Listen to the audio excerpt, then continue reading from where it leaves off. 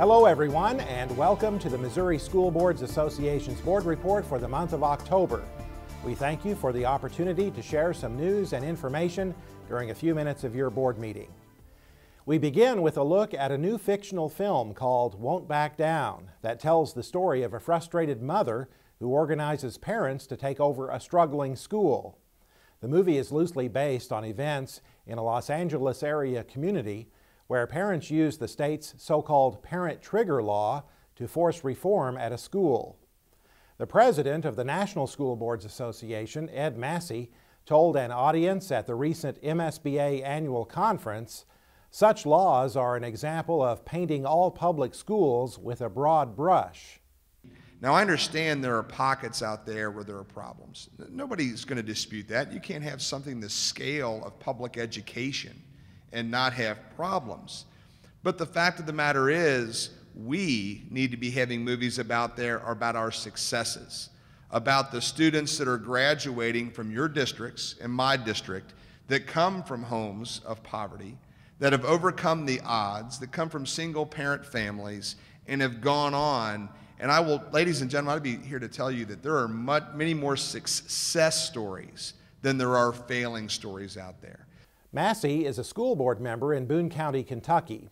Missouri does not have a parent trigger law, but legislation to allow parent takeovers of struggling schools was introduced last year, and the incoming Speaker of the Missouri House says he expects bills on the issue to be introduced again during the 2013 session of the General Assembly.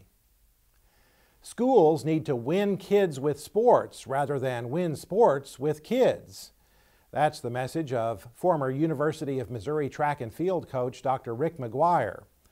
McGuire, a nationally recognized expert on sports psychology, has established the Missouri Institute for Positive Coaching. Its aim, he says, is to encourage coaches to build kids up, not tear them down. He spoke at the recent MSBA annual conference and said over the years he has asked thousands of coaches the same question.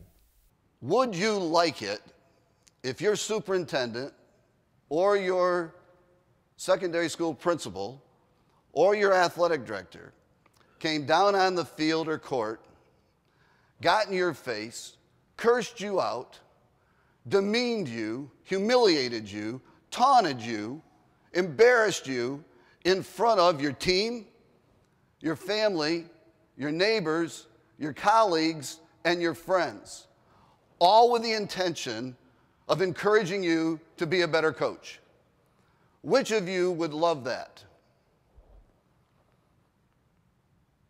And in 25,000 coaches, you know and I know, not one would like it, would accept it, would respond to it. There'd probably be some fists flying. But to which I could say, well, if you wouldn't like it, what in heck makes you think that it's the best way to motivate any kid, much less all those kids? McGuire says positive coaching is not about going soft on athletes. It's about encouraging athletes to perform at their highest level. For more information on positive coaching, you can visit his website. That website address is on your screen. More than 1,300 school board members and administrators attended the 2012 MSBA annual conference in late September. They not only heard outstanding keynote speakers, but also had the opportunity to attend more than 90 breakout sessions, all designed to improve the leadership skills of board members and administrators, and ultimately to improve student achievement in their local school districts.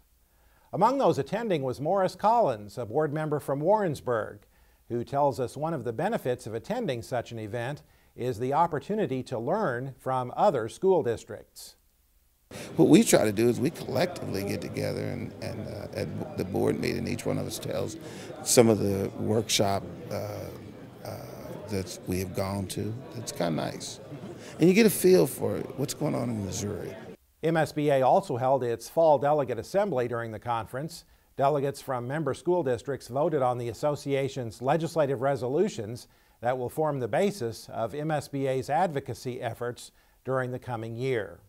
Don't forget to attend the MSBA Fall Regional Meeting in your area. Those meetings will be held in late October and early November. The topic of this year's fall meetings is tax credit reform.